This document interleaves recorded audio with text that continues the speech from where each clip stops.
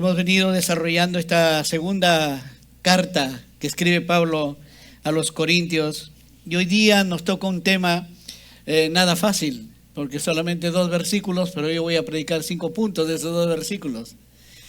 Así que también nos hace recordar que muchas veces nosotros consideramos que el ministerio, que los pastores viven bien, que no hay problemas, que no hay dificultades. ¿Quién como ellos que están cerca de Dios? Varias veces saludando a la gente, a los hermanos ahí afuera en la reja, me decían: pastor, quisiera que ore por esto, ya que usted está más cerca al Señor. Y eso no es verdad, porque cualquiera de nosotros puede estar tan cerca del Señor. Y hoy día nos toca precisamente este tema: la ansiedad, la angustia, las dificultades en el ministerio.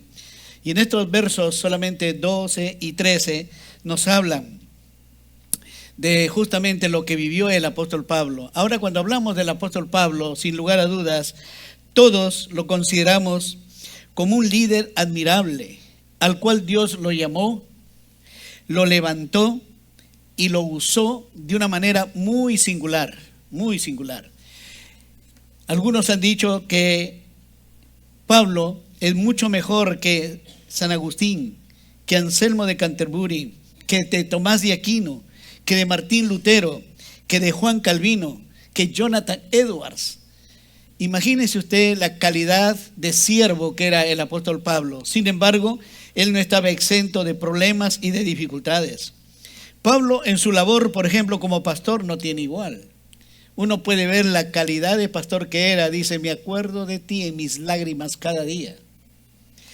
Como discipulador desarrolló la vida de muchísima gente. Se dice que tuvo 50 colaboradores muy estrechos, muy cercanos, como Tito, Filemón, como Timoteo, Epafrodito, etcétera, etcétera. ¿No es cierto?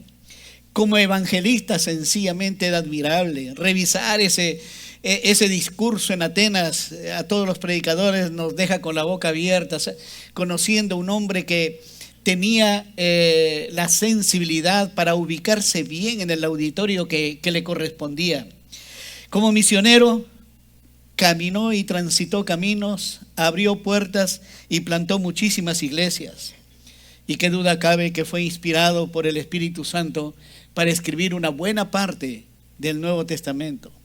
Sin embargo, poco se le menciona con relación a la honestidad al referir sus sufrimientos, a su sinceridad para mostrarse vulnerable,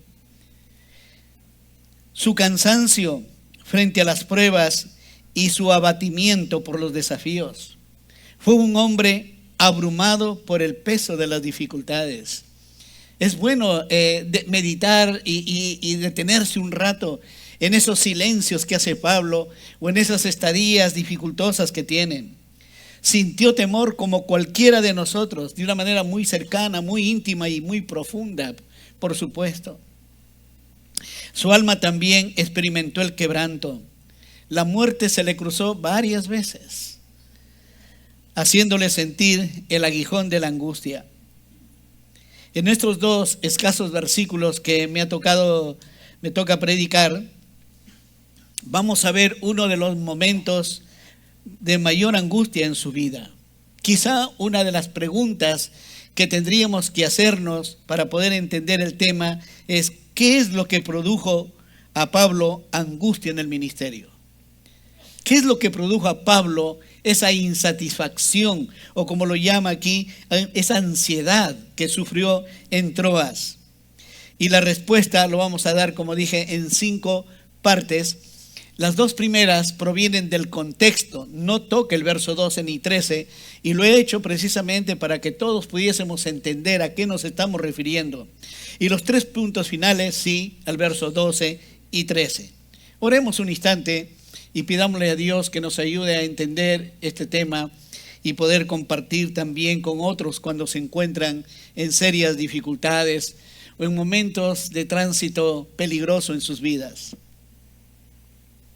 Soberano Dios, te damos gracias por la vida que nos concedes, por la oportunidad de estar en tu casa, por la dicha de estar en esa lista, que cuando tú vengas al pasar lista responderemos a nuestro nombre felices. Gracias por haber llegado con tanta misericordia y gracia para tomar nuestras vidas de en medio del polvo, de la miseria, del pecado, enrumbarnos para ahora ser parte de tu iglesia, Señor. Bendícenos con tu presencia. Toca las fibras más íntimas de nuestro corazón con este tema y enséñanos a comprender las dificultades que se pasan en el ministerio. Bendícenos, Señor, te lo rogamos en el nombre de Jesús. Amén y amén. ¿Qué es lo que produjo a Pablo ansiedad, angustia en el ministerio? En primer lugar, su amor y preocupación por la iglesia. No cabe la menor duda que Pablo amaba a la iglesia de Corinto. Mire lo que le dice: iré a vosotros cuando haya pasado por Macedonia, pues por Macedonia tengo que pasar. Pablo fundó la iglesia de Corinto. En su segundo viaje misionero, él funda la iglesia, planta esa iglesia y la pastorea por 18 meses. Lindo tiempo, hermosas experiencias, pero un poco después de su salida, la iglesia se sume en diversos problemas. La siguiente, por favor. Mire usted cómo Pablo en ese segundo viaje misionero, y cuando escribe esta carta, él se encuentra en Éfeso, en el continente asiático. Para ustedes a su lado izquierdo, y luego de ahí va a Troas, y luego iría a Filipos, Tesalónica, Berea, Atenas y Corinto, que estaba al final. Realmente ese era el tránsito, primero un tránsito marítimo y luego terrestre, donde tenía que llegar recién a Corinto. En esa etapa, la siguiente por favor, vemos que la iglesia se sumió en la tolerancia al pecado. Había pecado en la iglesia, no se corregía a tiempo, hacían lo que querían. Había inmoralidad sexual, de tal manera que una persona que es descrita en 1 Corintios capítulo 5 estaba conviviendo con su madrastra. Y eso era terrible. Pablo llega a decir, no, eso ni siquiera se nombra entre los gentiles. Pero no solamente eso, había una falta de disciplina, nadie disciplinaba, es decir, se criaban con su pelo y su lana, como dice el proverbio popular. Había un abuso y distorsión de los dones espirituales. No ha habido una iglesia que haya tenido tantos dones como los corintios. Sin embargo, había un desorden, había una competencia. Algunos pensaban que porque hablaban lenguas, habían lo mejor, lo máximo. Cuando Pablo le dice, yo hablo en lenguas, pero prefiero hablar 5 palabras con el entendimiento que hablar un montón de palabras que nadie entiende. Eso dice Pablo. Había un desorden en el culto público. A veces una mujer se levantaba de este lado y su marido estaba por allá y dice, oye, ¿qué está diciendo?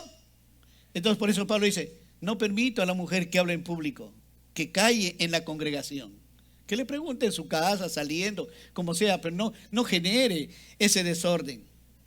Esta fue una iglesia que le causó mucho dolor al apóstol Pablo. Esto obligó a Pablo a escribir una carta correctiva, exhortativa y fuerte, que fue precisamente 1 Corintios. Esa es una carta fuerte. Y lo envió luego a Timoteo para que pusiese orden en la iglesia. Timoteo era un brazo derecho prácticamente del apóstol Pablo y lo envía. Ahora Timoteo regresa, pero con un reporte nada alentador. No se sujetaban, seguían igual de la misma manera, por lo que Pablo se vio obligado a regresar personalmente a Corinto. Veamos una reflexión ahí.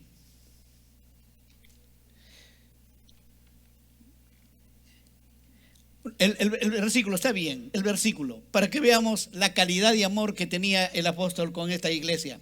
Porque por la mucha tribulación y angustia del corazón os escribí.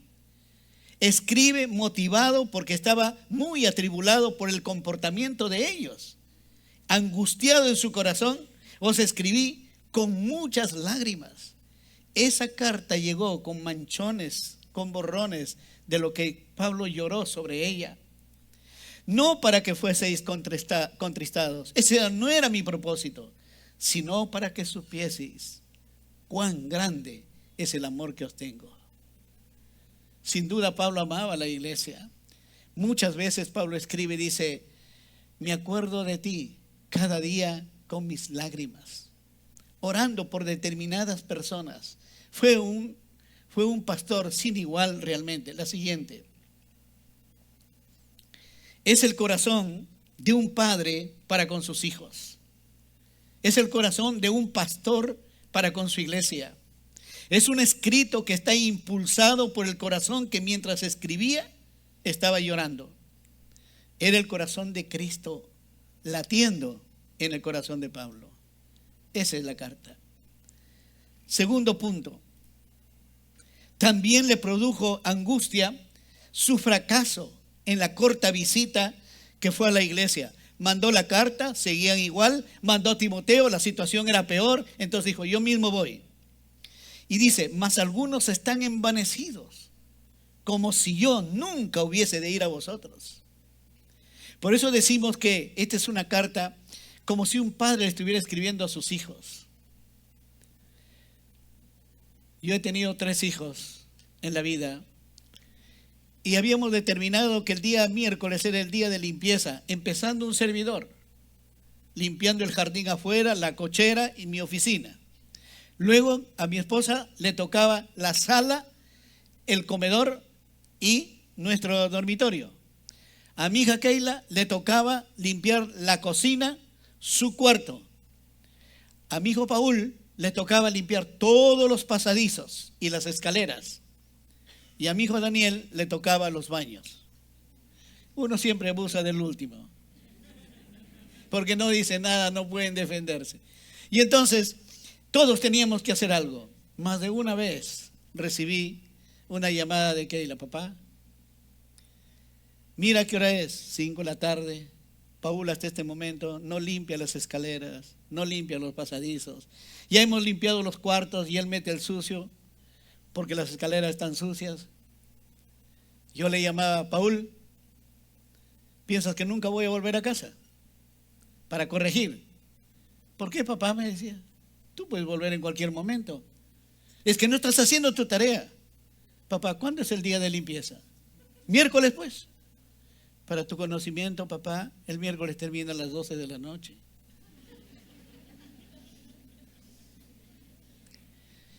Pablo escribe diciéndole: ustedes piensan que no voy a volver. Cuando yo vuelva, voy a ser drástico con ustedes, duro con ustedes. Pablo, después de amonestarlos seriamente por la carta, decidió ir a verlos personalmente. Parece que en esa visita de Pablo, que es una visita corta, alguien de la congregación, muchos dicen que fue ese muchacho que vivía con su madrastra, que habla 1 Corintios capítulo 5, le faltó el respeto, lo desafió y ofendió terriblemente al apóstol Pablo, denodando por supuesto su autoridad. Y lo peor es que la iglesia, nadie dijo nada, nadie salió en defensa del apóstol Pablo. La situación iba de mal en peor, de tal modo que no quedó otra alternativa que volverse a Éfeso. Volverse a Éfeso. Esa visita de Pablo terminó mal, porque se levantaron y cuestionaron sus motivaciones, sus intenciones, su carácter. Cuestionar a Pablo su carácter y cuestionar su ministerio como si fuera nada. Eso es terrible, mis amados. Históricamente a este viaje rápido que hizo Pablo se le conoce como la visita dolorosa. Las razones de esta rebeldía eran 2 fundamentalmente. Por un lado, la inmadurez de la iglesia.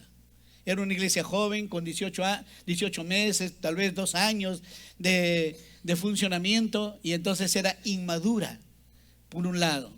Pero por otro lado, no solamente la inmadurez, sino el libertinaje. Es decir, vivían conforme se vive en el mundo. Mis amados, nosotros no somos del mundo. Somos parte, vivimos en este territorio, en esta parte del globo terráqueo. Pero el Señor dijo: Padre, guárdalos en tu nombre, los dejo en el mundo, pero no son del mundo. Tu carácter, tu comportamiento, tu conducta, tu testimonio tiene que ser diametralmente opuesto a lo que dice el mundo. Y la iglesia se llenaba de inmoralidades y de malas costumbres, producto de la cultura en que vivían. Los griegos eran terribles, mis amados, terribles. Así que había que considerar estas cosas para poder saber por qué Pablo estaba muy afectado en esta situación. Y desde Éfeso escribe esa carta severa, carta que no tenemos ahora, que se perdió, la cual trataba de resolver el problema de rebeldía, de pecado y de dureza de los corintios. Esta carta fue enviada con Tito, quien regresaría más tarde con un informe. Eso a Pablo le causaba angustia, insatisfacción y dolor, porque no sabía si la carta severa, la que ya no existe, la que está perdida, corregía o no corregía. Enmendaba la conducta de aquellos que estaban comportándose mal, o también si a él lo habían menospreciado, probablemente a Tito lo hubieran ninguneado, probablemente. Así que Pablo estaba bastante preocupado. La situación de la iglesia le preocupaba mucho. Quedaron entonces que Tito traería la respuesta y se encontrarían en Troas. El tiempo pasaba y Tito no aparecía, no regresaba. Es allí donde Pablo toma la decisión de irse a Macedonia, pasar del continente asiático hacia el continente griego, hacia los macedonios. Y de ahí pasar a Corinto, que estaba abajo, como hemos visto el mapa, al final prácticamente de su visita. Ahora, deja Éfeso y se va a Troas, al puerto, precisamente para hacer la travesía marítima en el mar Egeo.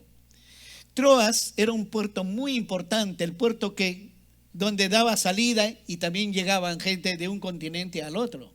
Pero no solamente eso, sino que estaba a 40 kilómetros de la antigua ciudad de Troya, que ha dado origen a mucha historia y que han corrido ríos de tinta para escribir la Ilíada y la Odisea por Homero, y también la guerra que desató, se dice, Helena de Troya con París, ¿no es cierto? Así que, mis amados, era una ciudad muy importante. No solamente eso, allí tenía un amigo muy especial, el apóstol Pablo, que era Carpo. En Timoteo, le escribe a Timoteo y le dice: tráeme el capote que dejé en la casa de Carpo, mayormente los pergaminos. Mis amados, uno puede dejar de trabajar como yo he dejado de trabajar para la iglesia, pero uno no puede olvidar su Biblia. Uno no puede dejar de predicar.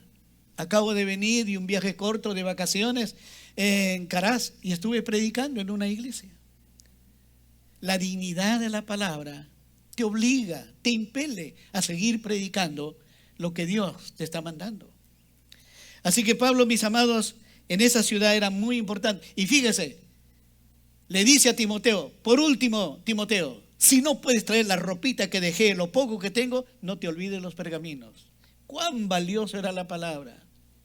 Y mis amados, yo creo que esta iglesia, muchísimos de ustedes, tienen un valor enorme en su Biblia y la abren no solamente cuando vienen aquí, sino cada día de la semana.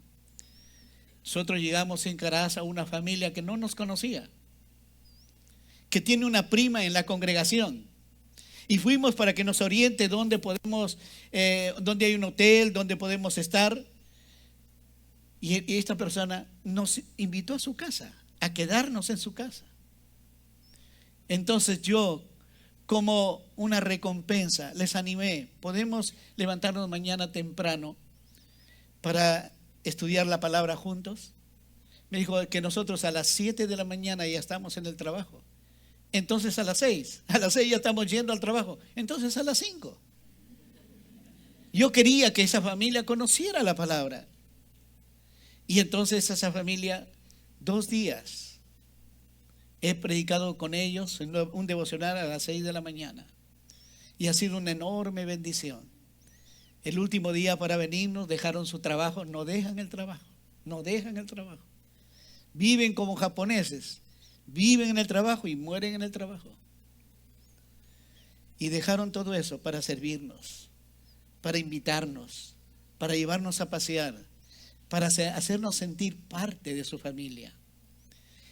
Esos chispazos de amor, de afecto, fueron los que confortaron mucho el corazón del apóstol Pablo. Así que Pablo decide ir a Troas y de ahí viajar a Corinto. Una reflexión breve ahí.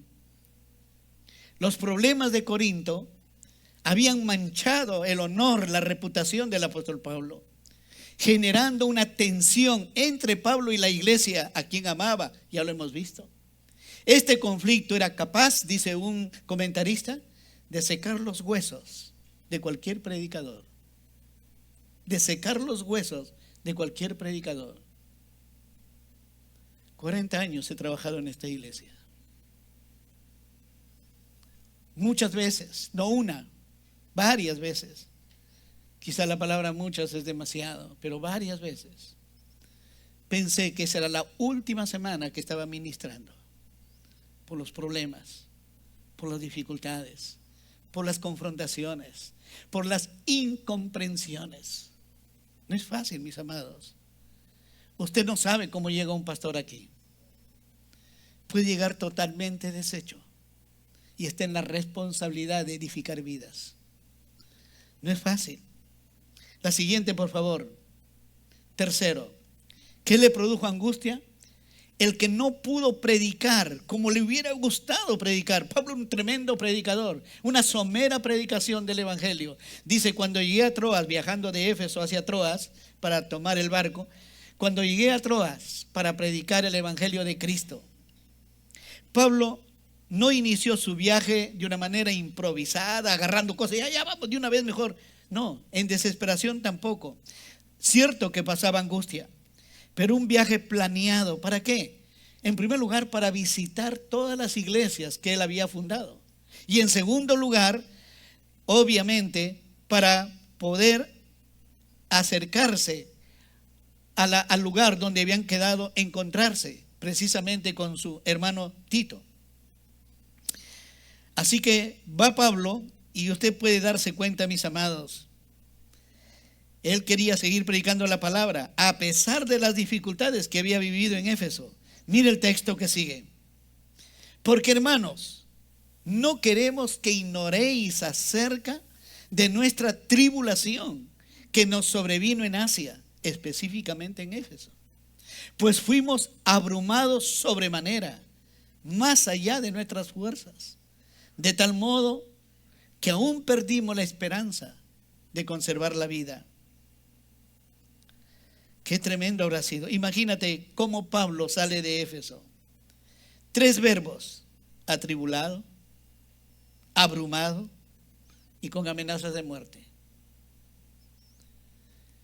¿Qué hombre, qué mujer, qué pastor, qué ministro puede estar satisfecho, tranquilo, equilibrado frente a eso? Pablo estaba tremendamente decepcionado de los corintios. Pablo estaba muy triste porque Tito no regresaba y no sabía cómo se habían comportado con él. Ya decía yo hace rato, si con él se comportaron mal, ¿cómo habría sido con Tito? Vino con un profundo cansancio, con una profunda ansiedad. Pero dice, interesante, dice, aunque, la siguiente por favor, aunque se me abrió puerta en el Señor. Dios siempre le favoreció a Pablo y le dio la oportunidad de que predicara en cualquier lugar. Y él lo dice, aquí lo manifiesta precisamente. Aunque se me abrió puerta en el Señor, esto significa que Pablo en Troas tenía evidentemente un lugar listo para escuchar la palabra de Dios. Porque me abrió puertas en Cristo, dice, en el Señor. Esa es una manifestación de la gracia de Dios en la vida de Pablo. Pero no solamente eso, la disposición de los troyanos para escuchar la palabra de Dios, evidentemente. Pero a pesar de eso, dice, estaba Pablo dispuesto a predicar. Sin embargo, el Señor le permitió suspender la predicación para ir en busca de Tito. La siguiente, por favor. Mire esta reflexión. La situación del apóstol Pablo era de aflicción por las muchas dificultades que rodeaban su ministerio, incrementadas por los acontecimientos en Corinto y agudizadas más aún al no encontrar a Tito en Troas. Sin embargo, su razón de vida era el evangelio de Cristo, pues para eso fue llamado y para eso fue comisionado. Pablo lo tenía claro desde el día de su llamamiento. Cuando Dios lo llamó ahí en Hechos capítulo 9, dice: yo le enseñaré cuánto tiene que sufrir por causa de mi nombre. Nunca se corrió de esto el apóstol Pablo. La siguiente, la cuarta parte de esto. Él tenía esa envolvente preocupación. No sé si tú has vivido alguna preocupación, algún momento, algún tránsito de vida donde te acuestas con el problema. Te despiertas a medianoche con el problema. Te levantas con el problema. Es decir, ya era una cosa obsesiva. Es terrible, mis amados. Me ha pasado no una vez, varias veces. No tuve reposo en mi espíritu por no haber hallado a mi hermano Tito. Si algo tenemos que valorar en Pablo y su ministerio ahora, es que no oculta su angustia, no oculta su desasosiego, no oculta su tristeza. Y eso es bueno, mis amados. Esa tristeza que envuelve su alma al pasar el tiempo y no tener noticias de Corinto ni el regreso de Tito, lo deshizo a Pablo. Otras versiones dicen lo siguiente: me sentí intranquilo, dice la palabra de Dios para todos. No tenía paz, Nueva Traducción Viviente. Estaba yo intranquilo, la Reina Valera contemporánea. Y la traducción del lenguaje actual dice: pero me preocupó no encontrar a mi hermano Tito. Lo dice. Algunos estarían pensando tal vez en esa época diciendo: pero Pablo, tú, un ministro de Jesucristo, ¿qué está pasando esto? ¿Qué te pasa, Pablo? ¿Dónde está tu fe? ¿Dónde está tu confianza en Dios? ¿Dónde queda tu experiencia, Pablo? Es que la gente no entiende, mis amados, que uno pasa por momentos a veces extremos en la vida. Fui invitado para ir a predicar al Paraguay. Volamos en aerolíneas bolivianas, líneas aéreas bolivianas, que viajaban martes y viernes. Yo fui un viernes. Llegué, estábamos en Asunción, que es la capital, y empezaba una capacitación, no una capacitación, sino un desafío a la iglesia, la iglesia más grande de los menonitas allá, y luego 15 días de predicación de la palabra. El día domingo, temprano, había fallecido mi padre. No lo sabía. Al mediodía me es comunicado. Entonces pido que por favor vean si puedo regresar en un vuelo inmediatamente. Mi vuelo de regreso podría usarse un martes o un viernes, no más. Mi padre lo enterraban el lunes. En otras líneas, la que más rápido salía hacía un circuito que primero iba de Asunción a Cochabamba, La Paz, Santa Cruz, Santiago de Chile, Lima. Yo llegaba el día lunes a las 11 de la noche a Lima. ¿Qué carro tomar aquí cuando ya el lunes lo habían enterrado a las 5 de la tarde a mi padre? Me quebré totalmente sobre el teléfono comunicándome con casa. No pude venir. Para colmo de males, yo estaba tratando de guardar la compostura con una noticia de esa naturaleza. Y lo digo, mis amados, no para avergonzar a nadie, sino para exaltar a Dios, que me dio un padre como él. Fue mi héroe toda la vida. Así que En la noche que se inauguraba este ciclo de conferencias, había una persona encargada de dar el mensaje de bienvenida para todos los que íbamos. Su esposa, que estaba embarazada, de emergencia tiene que llevarlo a la clínica y cuidar ahí porque iba a dar a luz. Así que dice, entre los peruanos que han venido, que éramos 10, busca uno que pueda predicar mi lugar porque no voy a poder estar con mi esposa en la clínica. Buscaron a uno y esta fue su respuesta. Tú no me has visto, ¿eh? Yo no sé nada. Uno que iba a predicar la palabra de Dios.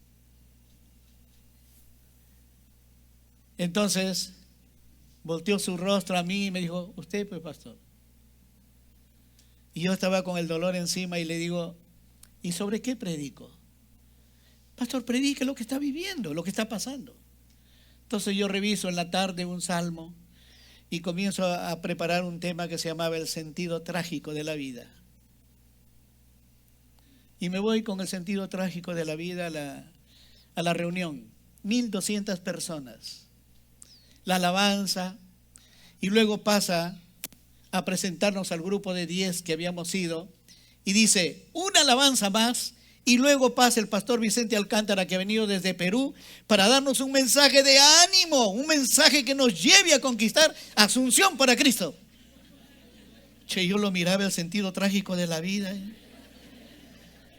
Buscaba en mi Biblia un papel, algo para anotar cómo cambio el mensaje a esta hora. Al lado estaba don Jorge Rodríguez, el dueño de la imprenta Gráfica Real. Le dije, don Jorge, ¿no tiene un pedazo de papel? Me dice, tengo un boleto de micro, así de tamañito. Y en ese boleto el Espíritu Santo me dio 3 puntos y prediqué esa noche. El pastor se enteró en ese tránsito que mi padre había muerto. Entonces cuando terminé de predicar dijo, miren ustedes, un hombre que acaba de perder su padre, pero ha dejado a los muertos que entierren a sus muertos. Fuera de contexto totalmente. Fuera de contexto. Muchas veces, amados, tú no sabes cómo llega un pastor aquí. No sabes. Aquí está lo que dice Pablo. Lo que muchos no consideran es que así le permitió el Espíritu Santo, quien inspiró a Pablo para escribir estas líneas de dejar Troas e irse a Macedonia y dejar estas líneas de angustia en nuestras Biblias para siempre. Por alguna razón, Dios quiso que esto quede registrado para mostrar que no hay superhombres en el ministerio. No se equivoque, mi amado. Una breve reflexión ahí. ¿Qué debe hacer un cristiano cuando lee estos verbos atribulado, angustiado, perseguido, derribado? Saber que la palabra de Dios no nos induce a la falsedad. No nos impulsa a adoptar una careta de superhéroes espirituales, a quienes los problemas jamás alcanzan, ni promueve suprimir cualquier expresión sobre situaciones adversas. Ya Jesús nos preparó con estas palabras: en el mundo tendréis aflicción, pero confiad, yo he vencido al mundo. Yo he vencido al mundo. Mis amados, vamos a la última parte de este tema, la salida de Troas y el viaje a Macedonia. Así, despidiéndome de ellos, partí para Macedonia. Algunos pensarían a esta altura, si fuera su pastor Pablo, estarían diciendo, ¿pero cómo? Pablo, ¿y la puerta abierta? ¿Y la oportunidad de predicar el evangelio? ¿Qué pasó, Pablo? ¿Te derrotó la preocupación? ¿Te estorbó el diablo? ¿O Pablo te diste por vencido? ¿Cómo es? Muy pocos se dan cuenta de la complejidad del ministerio. Cada pastor tiene que lidiar con su propia familia, tener a sus hijos en sujeción, porque si no los tiene, mira a la hija del pastor, mira el hijo del pastor. Si el hijo del pastor, la hijita del pastor, ¿cuánto más mi hijita puede hacer eso? Pues Mi hijito también puede hacer eso. Porque la hijita del pastor o el hijo del pastor.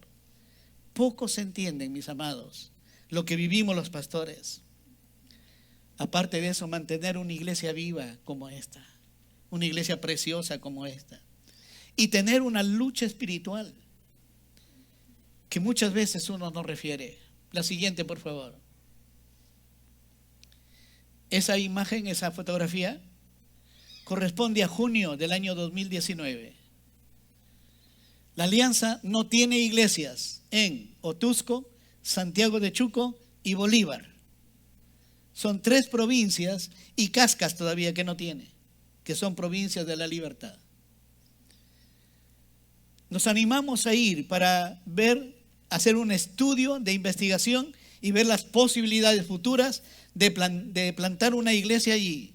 Los que fuimos en esa oportunidad, arriba, desde su lado izquierdo, ustedes hacia la derecha, el hermano Carlos Mozo, un servidor en el centro, el hermano Jorge Pérez de la Alianza de Laredo, ese tiempo asistía aquí.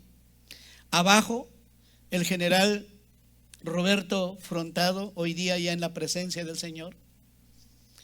El pastor Alex, que tenía recién 2 años, empezando como pastor en nuestra iglesia. La hermana Katia Romero, el hermano Jaime Osores, que hoy día se debate entre la vida y la muerte. Oren por él. Oren por él. El que sigue a continuación, Gustavo Portugal, el ingeniero que hizo la carretera hacia Bolívar, y Gonzalo Mesa de la Alianza. Nadie sabe lo que pasó esos días. Yo lo voy a referir. Un demonio me atormentó los 3 días que estuvimos. No había hotel. Llegamos a un lugar donde Gustavo, cuando estuvo ahí, comía y le daban posada. Dijo, ahí hay un hotel. Y fuimos, era una casa vieja, derruida. Y como suele ser en mi estilo de pastor, hermanos, las damas primero, que a ti te escoge el lugar que mejor te parezca, un cuarto, y luego los otros hermanos. Y al final me dejaron el último cuarto. El último cuarto era pequeño y la puerta no calzaba exactamente en su marco. Había una rendija así de este alto y con el frío que hace ahí. Y abajo también parecía que tenía esos pantalones altos así. Me fui a dormir. Antes de llegar al cuarto para dormir, mi piel se hizo como piel de gallina. Comencé a sentir una presencia espiritual. Para colmo, hermanos, el colchón, por ratos se hundió un poquito y por ratos la piedra te levantaba, una piedra parecía.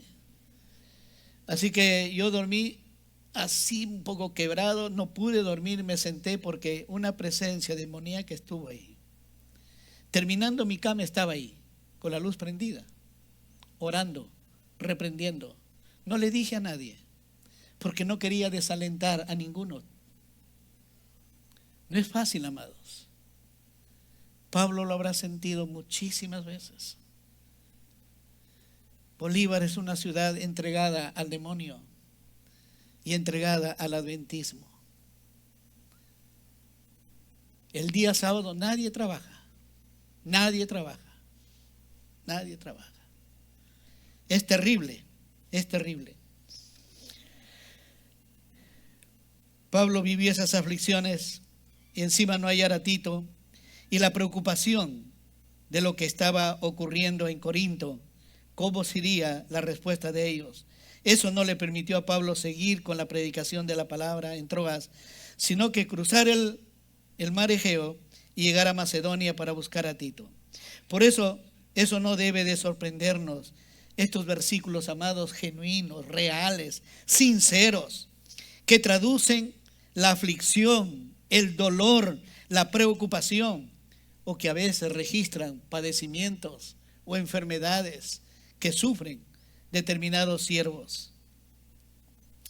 Estos versículos no son una anomalía, no son una excepción en la palabra de Dios. Vamos a mirar cómo grandes hombres de Dios pasaron por momentos de aflicción. La siguiente, por favor. Siervos, Ahí están los siervos, la condición en que estaban, el clamor que expresaron y la cita para que usted lo compruebe. Moisés, su condición, se sentía a veces tan solo porque ni su hermana María ni su hermano Aarón estaban con él. No puedo yo solo soportar este pueblo. ¿Qué le pidió a Dios? Yo te ruego que me quites la vida. Un pueblo que se rebelaba a cada instante. Jeremías, con profundo cansancio emocional, su familia lo votaba. No dice que eres profeta, vete acá a Jerusalén, ahí anda, habla. Aquí no vengas aquí a comprometernos a nosotros. Nosotros no compartimos tus pensamientos, tus ideas. ¿Qué dijo? Maldito el día que nací. Maldito el hombre que le dio noticia a mi padre y dijo, varón ha nacido. A ese extremo llegaron. Elías, con profundo miedo, después de haber matado a 400 profetas de Baal, una mujer lo intimidó, Jezabel. Que Dios me pague de la peor manera si mañana a esta hora él no está muerto. ¿Qué hizo Elías? Se fue corriendo.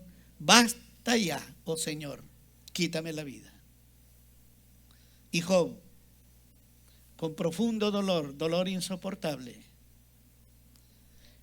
¿Por qué no morí en el vientre de mi madre? Hubiera sido por último abortado, pero no nacer en esta vida. Ni su mujer, con quien compartía su intimidad, estaba con él. Le dijo, ¿todavía tienes una sarna desde la coronilla de tu cabeza hasta la punta de tu pie y todavía retienes tu integridad? Anda, maldice a Dios y muérete. ¿Qué dijo él? Como una necia has hablado, como las mujeres fatuas te has expresado.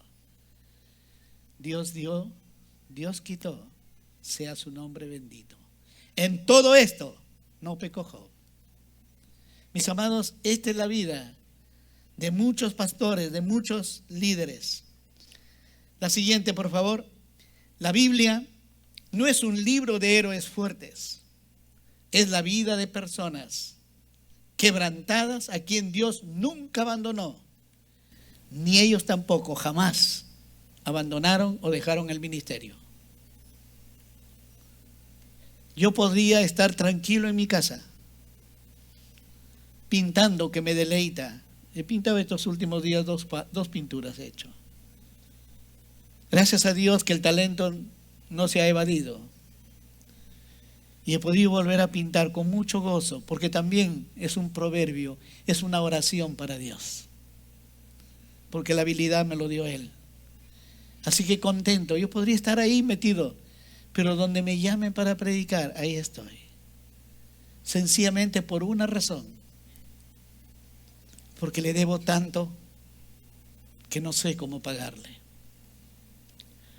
Terminemos. La siguiente. Pablo no disfrazó, mis amados, su situación delicada que estaba enfrentando. No mantuvo una actitud hipócrita o mentirosa frente a la frustración de diversas maneras y a las perturbaciones que le envolvía. Y todo ministro, todo creyente, mis amados, involucrados en el ministerio, tiene experiencias de dificultad al cumplir la misión que Dios les ha encomendado. Ahora, si tú eres un líder de nuestra iglesia y no has pasado alguna dificultad, pregúntate si eres un auténtico líder o no lo eres. O como creyente, si has nacido de nuevo o no has nacido de nuevo. Fácil es venir, sentarse, dormirse un rato, salir sin ningún compromiso, ni con Dios ni con su iglesia. Eso es muy fácil. Pero meterse y embarrarse, como nuestro Señor lo hizo en esas calles polvorientas de la Palestina, tiene un precio que pagar. Mis amados, este mensaje no tiene el propósito de desalentarles, sino de comprender a sus pastores, a sus líderes, a su pastor de célula, a sus sugieres cuando le dice, hermano, siéntese acá. No, allá voy yo. Tiene ese propósito de saber que hay luchas que enfrentamos. Que Dios les ayude a entender y comprender los tránsitos difíciles por los cuales muchas veces nos toca vivir. Amén. Señor, gracias por tu palabra. Te bendecimos y te adoramos en la grandeza de tu nombre. Tú eres dueño, Señor, de las oportunidades, de las situaciones, de las circunstancias. Bendice tu iglesia. Ayúdanos y guíanos en un tiempo nada fácil como el que nos ha tocado vivir. En el nombre de Jesús. Amén.